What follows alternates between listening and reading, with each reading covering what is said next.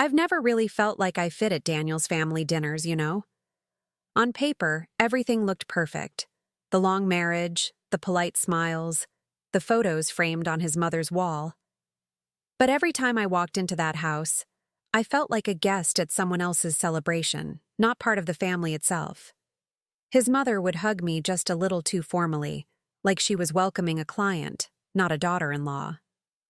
And his sister, Emily, always had this half-smile, half-smirk thing going on, as if she knew a joke I wasn't in on. I used to tell myself I was being paranoid, that I just needed more time with them to feel at home. That night, the house smelled like roasted garlic and rosemary, like every other big family dinner she liked to host.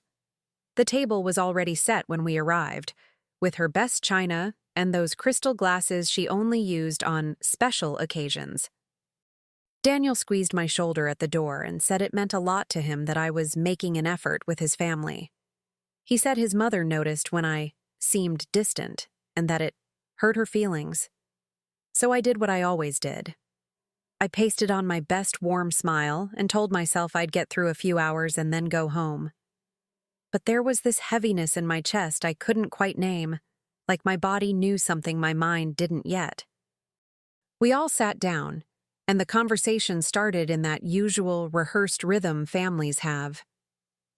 His mother asked about my work, but in that way that made it sound more like a checklist than genuine interest. Emily kept making little comments about back in the day and when we were young, looking at Daniel with that nostalgic, conspiratorial expression. He laughed along and said they were just being silly, but he didn't really look at me when he said it. I remember tracing the rim of my glass with my fingertip, listening to the clinking of silverware, the shallow laughs, the way my own voice sounded slightly detached. I had no idea that before dessert even hit the table, one careless sentence from Emily would rewrite our entire history. Emily had just refilled her wine glass when it happened. She was giggling about something their cousin had posted online. Her cheeks flushed that bright pink she always gets after a couple of drinks. Daniel leaned back in his chair, relaxed, like he was finally in his element, surrounded by people who'd known him forever. Then Emily looked right at him, grinned, and said, "Well, at least this time you managed to choose just one woman." The room went dead quiet. It was like the words sliced straight through the air and landed squarely in my lap. I felt the shift before anyone spoke, like the world had tilted a few degrees. Daniel's mother froze with her fork halfway to her mouth, her eyes widening just enough to betray panic. Daniel shot Emily a look sharp enough to cut glass, but she was already clapping her hand over her mouth, whispering, "Oh my God, I didn't mean—" "Forget I said that." I asked as calmly as I could what exactly she meant by this time. Daniel said I was taking things too literally and that Emily loves to stir up drama when she drinks. But Emily's eyes wouldn't meet mine, and that told me everything I needed to know. I pressed again, my voice low, steady, almost eerily controlled. Emily mumbled something about years ago, and when you two were starting out, and how confused he was back then. Daniel interrupted her, saying I was overreacting and that this was not the place for whatever I thought I heard. He said I shouldn't ruin dinner over ancient history and that he just dated around like any normal guy. But the way his mother set her napkin down, slowly, quietly, made my stomach twist. The silence after was heavier than any argument we'd ever had. I didn't raise my voice. I didn't accuse. I didn't do anything but sit there, frozen. My ears were ringing so loudly it felt like everyone was speaking underwater. I managed a tight smile, the kind people use when they're trying not to fall apart in front of strangers. I told them I suddenly felt unwell and that I should probably head home early. Daniel said I was being dramatic and that leaving would make things awkward, but I was already pushing my chair back. No one tried to stop me, not even him. As I walked toward the door, I caught Emily's face in the corner of my eye. Pale, guilty, terrified of what she'd triggered. Daniel followed me into the hallway, whispering that I misunderstood, that Emily always talks crap when she's tipsy, and that I shouldn't make a scene. He said it wasn't a big deal, that it was before us, and that I had no right to blow up something from a decade ago. He didn't apologize, not once. He just didn't want the dinner ruined. That told me everything about where his loyalty actually lived. Outside, the cold night air hit me like a slap. Sharp, bracing, almost painful. I sat in the car for a moment, gripping the steering wheel until my hands shook. The neighborhood looked exactly the same as always, yet I felt like I'd stepped into a different universe. A universe where the foundation of our marriage had shifted, cracked, maybe even collapsed. As I drove home, my chest tightened with every red light, every turn, every memory of the beginning he'd always painted as fate. By the time I reached our driveway, I knew I couldn't just let this go. Something in me had already begun unraveling, and there was no stopping it now. I barely slept that night. Every time I closed my eyes, I saw Emily's face, embarrassed, flushed, scrambling to pull her words back like loose threads slipping through her fingers. I kept replaying the moment over and over, each time catching some new nuance. The way Daniel stiffened, the way his mother looked down, the way silence swallowed the entire table. By morning, my pillow was damp, and I felt that hollow ache in my chest, the kind that has no edges, just this endless aching heaviness. It was like the betrayal didn't hit all at once. It seeped into me slowly, poisoning every memory I thought I understood. And the worst part? I couldn't stop wondering what else he'd never told me. When I finally dragged myself out of bed, the house felt unfamiliar. The sunlight coming through the kitchen window looked the same, but it didn't warm me. I made coffee on autopilot, the smell bitter and sharp, almost nauseating.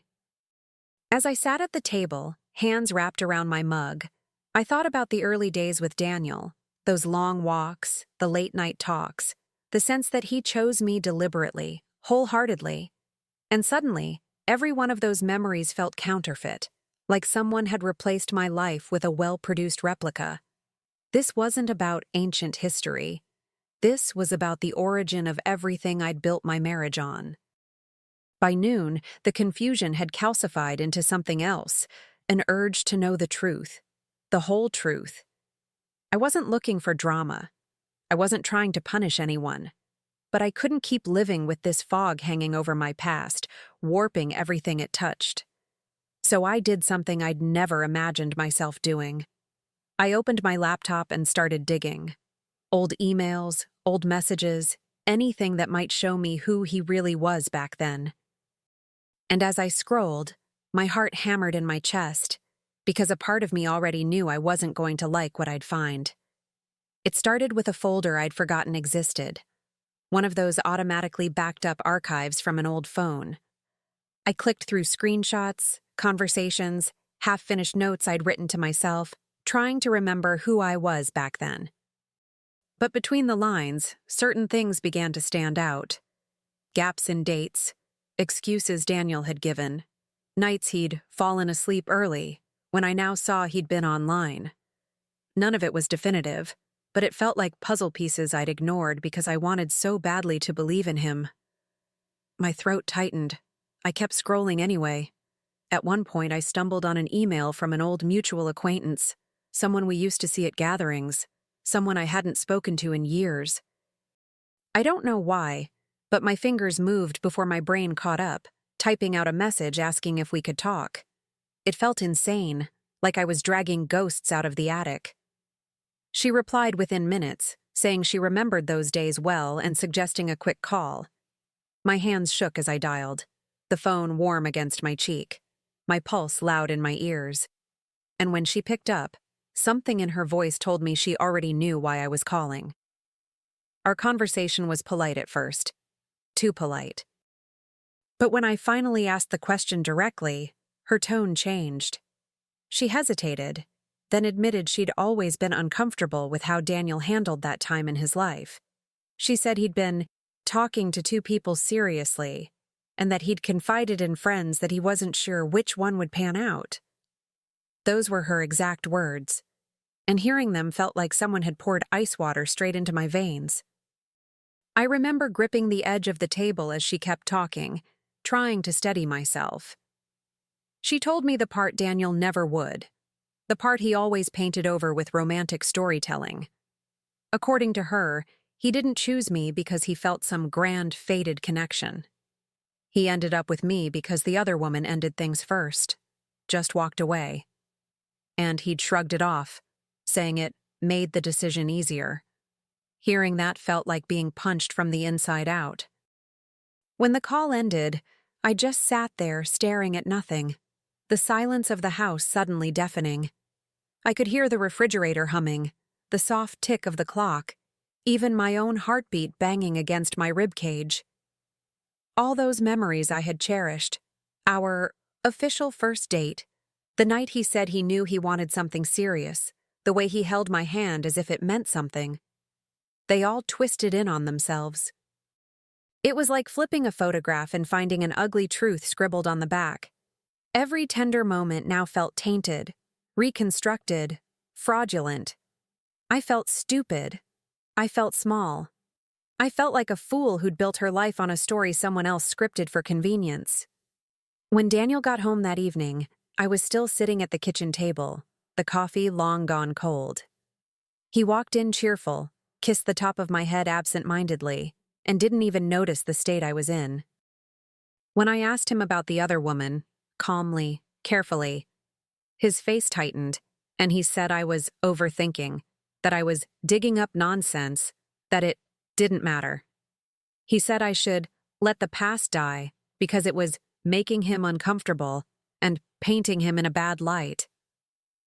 That was the moment something inside me shifted, not shattered, not exploded, shifted into something focused, cold, and frighteningly clear. After that conversation in the kitchen, something in me stopped pleading for honesty and started observing him instead. It was like a switch flipped. I went from heartbroken to quietly analytical, watching the way he paced, the excuses he recycled, the way he kept insisting I was ruining a perfectly good marriage. He said I was fixating on ancient history, and that I should be grateful for the life we built. Grateful. As if betrayal was something I should file under minor inconveniences. And the more he minimized it, the more a cold determination rooted itself inside me. I didn't yell. I didn't chase answers anymore. I simply started paying attention, really paying attention, to how he treated me, to how little accountability he showed, to how quickly he turned himself into the victim. Every time he dismissed my emotions, every time he said I was being sensitive, it gave me clarity rather than doubt. For years, I'd been the one smoothing everything over, the one giving him the benefit of the doubt. Not anymore. My revenge didn't start with some dramatic plan. I'm not that kind of woman. It started with a message. I reached out to Emily, his sister, the one who'd accidentally exposed everything. I invited her for coffee, masking the invitation with a light tone, the kind people use when they pretend something isn't bothering them. She accepted so quickly it was almost suspicious, like she was relieved I wasn't furious with her. I wasn't going to yell. I didn't need to. I just wanted the truth she didn't mean to spill, and whatever else she might have been holding back. Emily showed up to the cafe looking nervous, like she expected me to confront her right there at the door. Her smile was tight, strained, and she kept smoothing her hair even when it didn't need fixing. We ordered coffee, made small talk, but she was fidgety, stirring her drink too much, glancing around like she wished the walls could swallow her. I spoke softly, calmly, telling her I wasn't upset with her. I told her I just wanted to understand what she meant at the dinner. And that tiny reassurance cracked her open faster than yelling ever could. She started talking, tentatively at first, then in a steady rush. She said that back then, Daniel liked the attention and enjoyed the idea of two women wanting him. She admitted he'd bragged about juggling both relationships, saying he hadn't decided which one would benefit him more in the long run. Those were her words, benefit him. She looked mortified as she said it, like she'd betrayed him again. But she didn't stop. She revealed that their mother always preferred the other woman because she came from a more advantageous family. And Daniel had agreed with her at the time. Every word Emily said hit me like a gust of cold air, sharp, chilling, but oddly clarifying. She confessed Daniel had told them I was clingy but useful, and that I was probably the safe option. Safe option.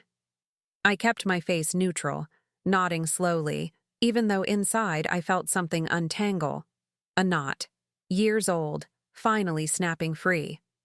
Emily apologized, said I wasn't supposed to find out like that, and begged me not to tell Daniel we talked. I promised her I wouldn't. And that promise was the first real tool in my revenge. After leaving the cafe, I sat in my car for a long moment, letting everything Emily said settle into place. It was strange. Her confessions hurt, of course they did. But underneath the sting, there was something steadier, something almost empowering. For the first time, I wasn't the one stumbling in the dark while everyone else held the truth out of reach. I finally had the pieces. Ugly pieces, yes, but pieces that belonged to me. And with them, I could finally see Daniel clearly, without the soft filter of the love I had always given him. It was sobering and liberating. At home, I didn't confront him. I didn't slam doors or demand explanations, not anymore. Instead, I became quiet in a way that made him uncomfortable. He'd ask if something was wrong, and I'd say I was just tired. He'd complain that I felt distant, that I wasn't being supportive, that he didn't deserve to be punished over something ancient. He didn't know that the more he begged for comfort, the less I wanted to offer it. It was like watching a stranger demand love he never earned. That night, long after he fell asleep, I opened my laptop again.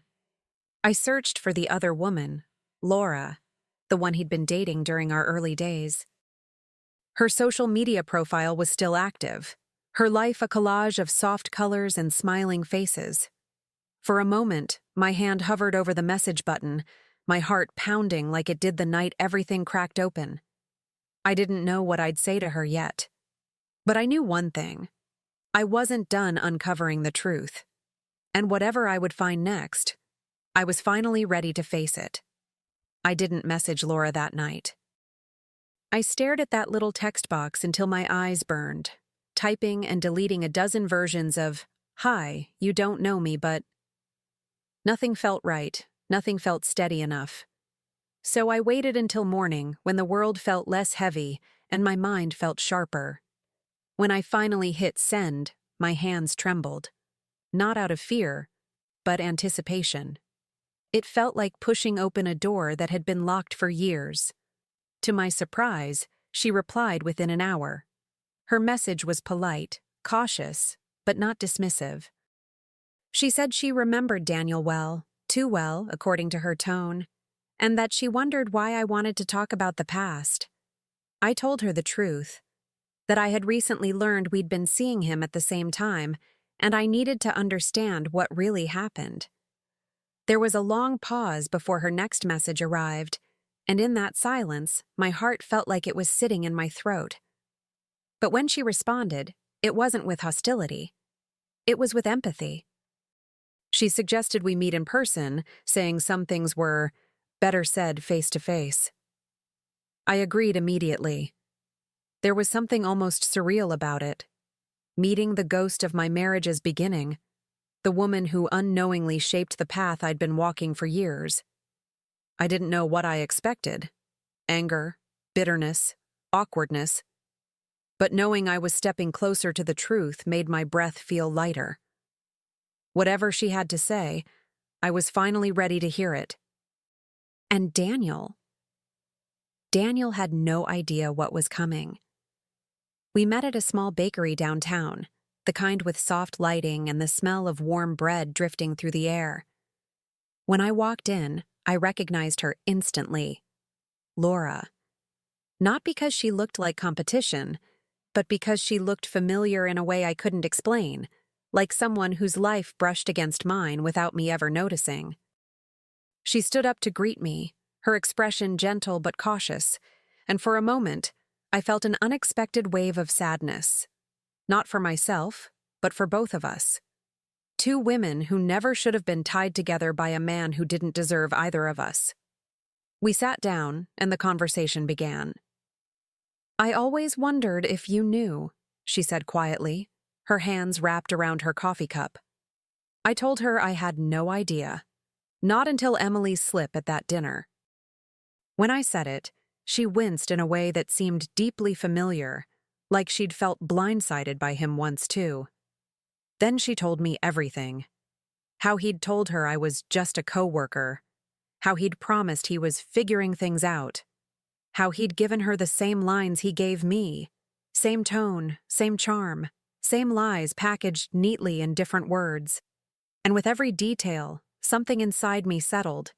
She apologized, more sincerely than Daniel ever had, for the role she unknowingly played. I told her she owed me nothing. If anything, she gave me clarity I'd needed for years. We talked for nearly 2 hours, not about him, but about how small we both allowed ourselves to become with him, how much we twisted our own needs to fit him. By the time we left, I didn't feel jealousy or anger. I felt connected, validated, seen by someone who survived the same version of him I had. Driving home after meeting Laura, I felt strangely calm, calmer than I had in weeks. It was like hearing the truth from her had given shape to the fog I'd been drowning in. For years, Daniel told a polished version of our beginning, a sweet narrative about choosing me, about falling hard, about knowing I was the one. But now I knew better. The man I married didn't choose me out of love.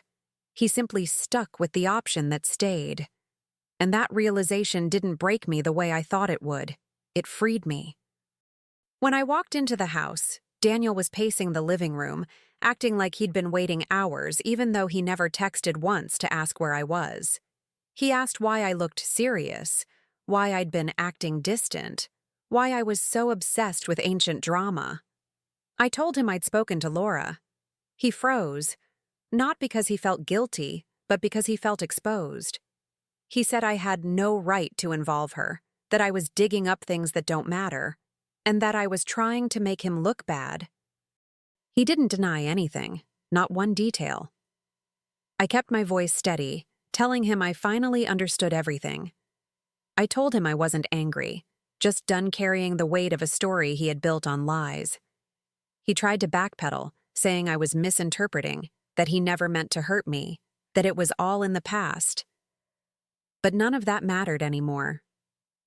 I looked at him, really looked at him, and felt nothing but a clear, clean certainty. I wasn't staying. Not for him, not for his comfort, not for the version of our marriage he kept trying to sell me. And though he didn't know it yet, the next step would be the one he'd never see coming. I spent the next few days moving through the house like a ghost, quiet, present, but detached in a way Daniel couldn't quite name. He kept asking what I wanted from him. What would make this go away? What he had to say for me to just drop it already. But I wasn't looking for apologies. Not anymore. What I wanted was something he never expected. The truth spoken out loud, not just to me, but to the family who helped protect his version of the story. And once that clarity settled in, the plan practically built itself. I arranged a small family gathering, nothing extravagant, just a dinner like the one where everything began. When I told Daniel, he looked relieved, almost smug, like he thought I was finally coming to my senses. He even thanked me for being mature about the whole misunderstanding, as if all of this were just a little bump I'd eventually laugh at. I let him believe whatever he wanted. I smiled, nodded, played the role of the quiet, compliant wife one last time. There's a strange kind of power in letting someone underestimate you, It gives you the freedom to move in ways they can't predict. On the day of the dinner, I took my time getting ready. There was a stillness in me, not anger, not grief, just a deep, anchored sense of self I hadn't felt in years. When his family arrived, they were cheerful, chatty, completely unaware of the truth simmering just beneath the surface. Emily avoided my eyes at first, clearly still guilty about what she'd revealed. His mother fussed over the table, complimenting me on hosting, despite all the recent tension Daniel mentioned. Of course he mentioned tension, just not the cause. But I wasn't there to play referee anymore. I was there to reclaim the narrative he thought he owned. Dinner started off almost too normally. Small talk floated around the table, awkward at first, then easing into the usual rhythm of polite conversation. Daniel kept giving me these proud little looks, like he believed he'd handled the situation, like I'd finally been talked back into submission. Every time he touched my hand or leaned in to whisper something sweet, I felt nothing, no warmth, no anger, just a clean, steady distance. I watched him perform for his family, laughing a little too loudly, acting a little too attentive. He truly believed the worst had passed. Halfway through the meal, I set my fork down and folded my hands, the kind of gesture that makes people instinctively quiet down. His mother noticed first, then Emily, then finally Daniel, whose smile faltered as if something in him recognized the shift. I started speaking calmly, almost gently. I said I wanted to clear the air, not for the sake of peace, but for the sake of truth. Daniel stiffened, whispering under his breath that I shouldn't start again, that this wasn't the place, that I promised to move forward. I didn't reply. Instead, I looked right at Emily. I told them in a steady, unshaking voice that I had learned something at the last family dinner, something I didn't understand then, but understood completely now. Emily's face paled instantly, and Daniel muttered that I was misremembering, that I was twisting things, that Emily didn't mean anything by it.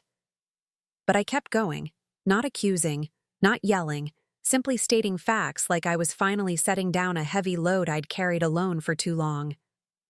I said that when Daniel and I started dating, he wasn't just with me. He was with someone else too, and that he lied to both of us. The room went dead silent, the same silence that had cracked everything open the first time. But this time, I controlled it. I kept my voice level, almost serene, as I explained the rest. How I'd spoken to Laura. How she confirmed everything. How Daniel had promised her the same things he'd promised me. I didn't embellish or dramatize. I simply laid out the truth piece by piece, the way someone sets evidence on a table. Daniel's face went from red to from pale to something desperate and tight. He kept insisting that I was dragging up ancient history, that I was embarrassing him on purpose, that I was trying to make him look bad in front of his family. But his mother wasn't looking at me. She was looking at him, her disappointment growing like a shadow across her face. Emily sat frozen, guilt written in every line of her expression. I said I wasn't there to shame anyone. I wasn't there to scream or accuse. I was there because I refused to carry a story built on lies any longer. I told them I'd spent years believing in a version of our beginning that never existed, and that I was done protecting a narrative that only served Daniel's ego.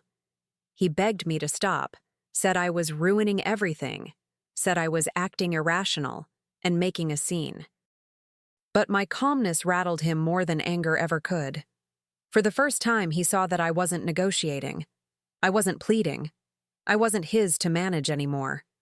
Then, as quietly as I'd begun, I told them I was leaving him.